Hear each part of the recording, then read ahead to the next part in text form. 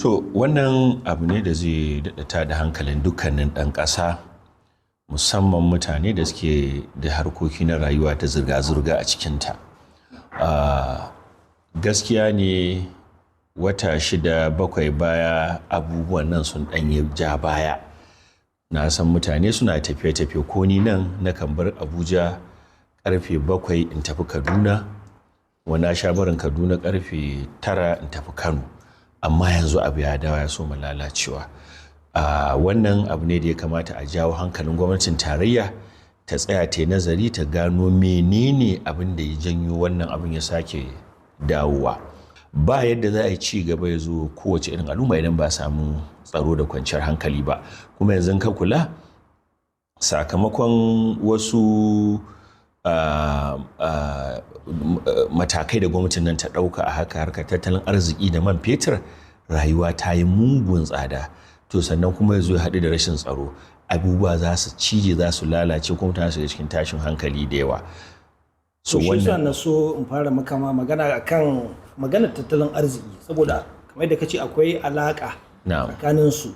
Idan akwai natsuwa, mutane suna da kuɗaɗe, suna harkokin kasuwanci yadda ya kamata, zaka ga cewa wani bai da lokacin da zai shiga rigingimuwa. Gaskiya ne wannan. To shin ya kake kallon kamun ludan ita wannan gwamnati wadda take kamar ci gaba ne da ita waccan gwamnati da ta sauka, jam'iyyar su daya, tafiyar su daya, amma ya kake kallon wannan kamun ludan ita wannan gwamnati akan matakan da ta dauka na inganta ko kuma na tafiyar da shi tattalin arzikin Najeriya a yanzu?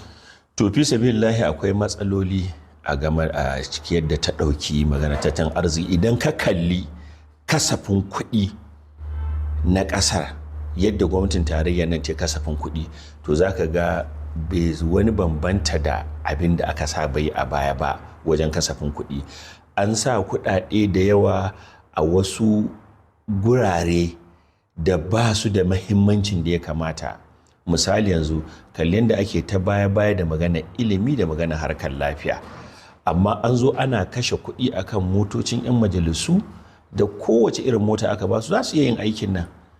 In ka kuma kalli ɗaya ɓangaren, kamar yanzu tsarin da shi shugaban ya ɗauka na cewar shi ba zai yarda a zo a maimar da gwamnati kamar wasan yara ba, irin yadda muka gani a baya.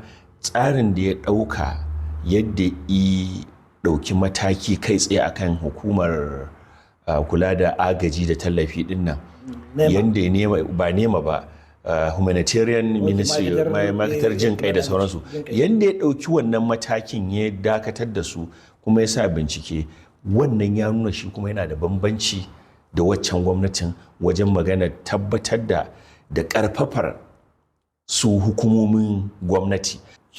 Ita wannan matsala ta tsaro da take ta karuwa, shin a ganinka menene yasa abin ya bazu ya kawo har babban birnin tarayya Abuja, ya zama har cikin gari da kuma wadansu yankuna da ke kewaye da shi babban birnin, a cikin yankin ake zuwa ana sata mutane ana kashe su? To kaga akwai matsala wacce take babba ce ita, akwai kuma ƙananun matsaloli da suka haddasa wannan abin. Bari in baka bisa bincike da muka zauna muka yi, muka ɗau lokaci muna wannan binciken. Abin da muka fuskanto daga farko, manyan matsaloli da suka saka shi wannan rashin tsaro ya ci gaba da tafiya ya kuma daɗa ƙamari a arewacin Najeriya shine, na farko, yadda ya zamanto jami'an tsaron gwamnati, ka kama daga sojan sama, sojan ƙasa, ɗan sanda, civil defense, DSS, NIA, kowanne a cikinsu aiki yake a karan kansa, ba su da alaƙa da tsari, kuma bai ɗaya, babu tsari a yadda ake tafiyar da faɗan nan. Misali yanzu ban gaya maka, da gano sai ka tsari shine duk lokacin da gwamnati za ta shiga wani abu, abinda ake fara yi shine zama ake a sa masana sai su yi nazarin wannan al'amarin, me ya kawo shi, ta za a maganin sa, to sai a zo sai a yi designing tsarin da za a bi a yaƙi abin, wato shine policy. Ɗaya kenan. Na biyunsu, rashin wannan fahimta a tsakanin gwamnatin tarayya da gwamnatin jihohi. gwamnatin tarayya take kallon abin daban yadda gwamnatin jihohi suke kallo, gwamnati suke kallo daban. Kuma har aka ga wani mataki da su gwamnonin suka fito suke cewa gwamnatin tarayya ta shiga garuruwan zata wani abu ba da sanin su ba. Kaga wannan ga mai hankali wannan ya fi hatsari a gurin mai nutsuwa gama da akan masu 'yan ta'adda. So da me wanda zai kare kan ne ka ji shi kuma shine yake faɗa da junansa, a junansu ke faɗa a tsakaninsu. Sai na ukunsu wato rashin sawo al'umma a cikin wannan neman mafita ga wannan tashin hankali da muka wayi gari a cikinsa. Ba yadda za a yi in ka kalli tsarin yawan jami'an tsaron a ƙasar nan, ka ƙaddara cewar jami'an tsaron nan za su iya gamawa da wannan al'amarin yadda muke tunaninsa. Yanzu bari in baka misali. Akwai wani abokina da suka yi wani nazari a jihar Yobe suka yi. Sai suka yi nazari cewar suka ɗau local government guda 3 suka ce suna so su gano cewar a local government ɗin nan sai a ga local government headquarter gata. Banda local government headquarter akwai ƙauyuka, misali kace ƙauyuka guda 30 a ƙarƙashin wannan ƙaramar hukuma. Sai suka ce to su duba su gani ya za su gano cewar akwai wani alama ta cewar akwai gwamnati a wannan gurin. Sai suka ɗauki abubuwan da za su zama su ne alƙalaman da za su yi amfani da su. Sai suka ɗauki local government secretariat, kotu, police station, civil defense office, asibiti, makaranta ko primary ko secondary ko ce irin makaranta ce. Sai suka ɗauka wannan shine yardstick da zai nuna cewa wannan ƙauye akwai wani alama ta gwamnati a wurin. Da suka ɗauka ƙauye na farko da suka ɗauka akwai manyan gundumomi ya kai guda 20 a ƙarƙashin ƙaramar hukuma. Ƙananan ƙauyuka da ake cewa hamlet da turan karkara kenan da sauransu suna da karkara ta fi guda 50 da wani abu a ciki. Amma gaba ɗaya in ka fitar ga local government headquarter ɗin, gaba ɗaya inda suka samu ɗaya daga cikin wannan abun da suke gani su kaddara cin gwamnati ne a ƙauyuka guda 7 suka samu. To kaji na ɗaya. Na biyunsu ka je ƙaramar hukuma ka ganta tana da girma, ga girman ƙaramar hukuma da yawan ƙauyukanta, ka tadda ɗan sanda gaba ɗaya guda 18 ne ko 20 a ƙaramar hukuma. Out of 20 ko 18 nan ɗaya na bin chairman na local government, ɗaya na bin speaker na local government, ɗaya na gidan hakimi, ɗaya na local government secretariat, ɗaya na asibiti, bakin asibiti na idan akwai MTN antenna, ɗaya na can bakin MTN. To kaga gaba ɗaya ka ɗibe sama da ɗan sanda 7, 13 ne yake a station. So da haka sannan a 13 nan ka je sai ka cewar bindiga suna da bindiga guda 7 ko 6. So kaga babu a ɗauko magana ta gaskiya yadda za a yi maganin wannan abun ba. So yanzu ƙauyukan da babu irin wannan dole wanda ya zo da makami ya mai da mutanen gurin kamar bayi yadda ya ga dama da su. To shi na ƙarshe abin da muka gano na matsalar shi ne muka ce kai rashin sa al'umma a ciki. Wato dole ita gwamnati ta yi tsarin da dole al'umma za su shiga a ce da su ake aiki wajen yaƙar wannan rashin tsaro.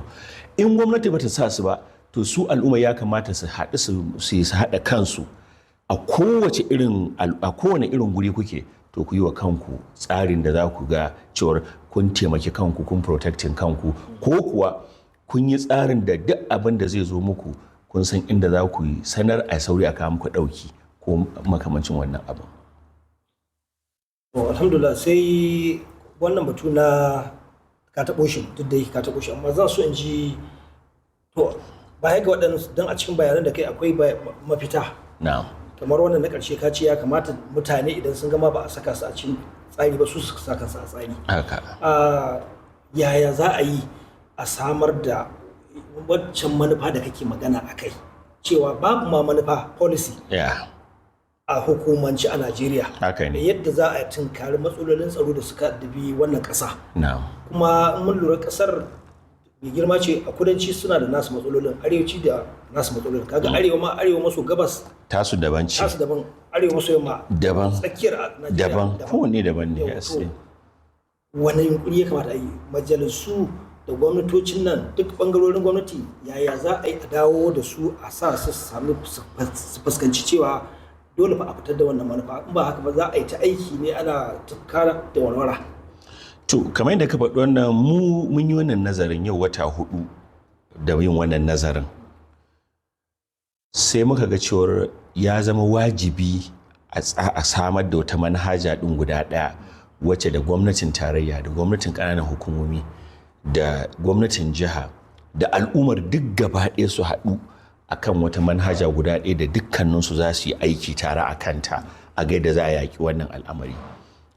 To sai muka kafa kwamiti, muka zaɓo mutanen da muka san sun san harkar tsaro da wanda suka san harkar shige da fice da masu tantance jami'an immigration zan ce kenan da masu kula da harkar safarar kwaya da kuma masu leƙen asiri bincike NIA da DSS da sauransu. Sai muka tara mutane daga wannan ɓangarori da kuma wasu daga suke wakiltar masarautu haka da mai wakiltar 'yan jaridu da kuma masu wakiltar ƙungiyoyi irin namu haka muka tara su.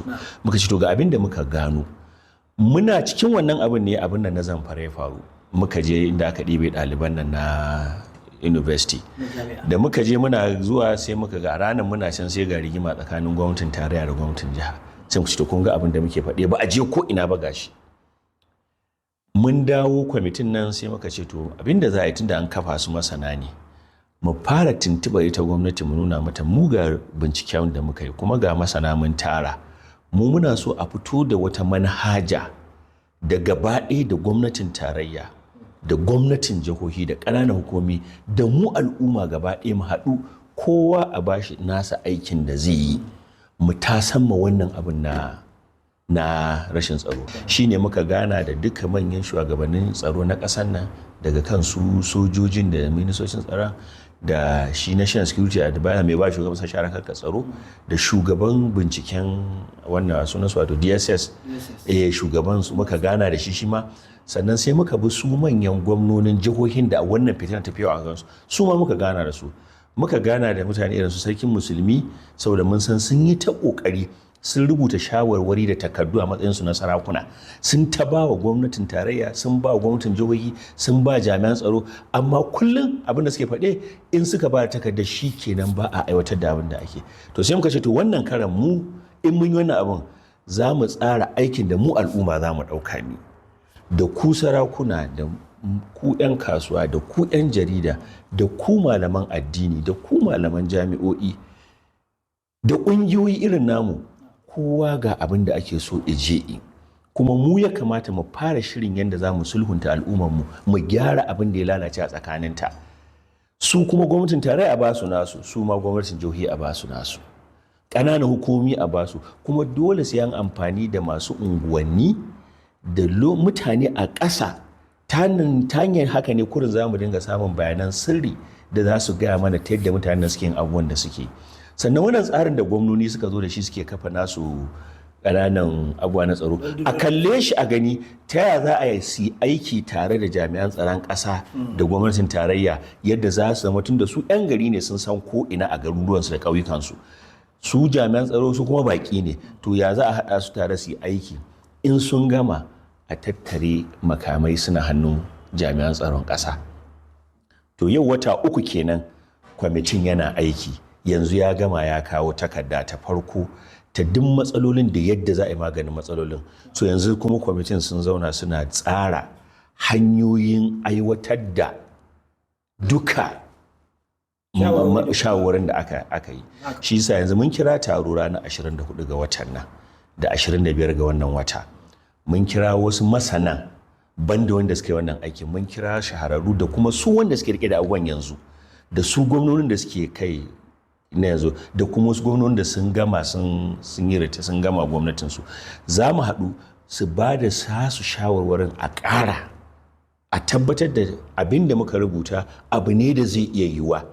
To muka gama za mu ba gwamnatin tarayya ga naki, jihohi gwamnonin jihohi ga naku, ku sarkin musulmi da sarakuna ga naku abin da muke so, malaman addini da 'yan jarida ga naku, mu kuma ƙungiyoyi irin namu ga namu.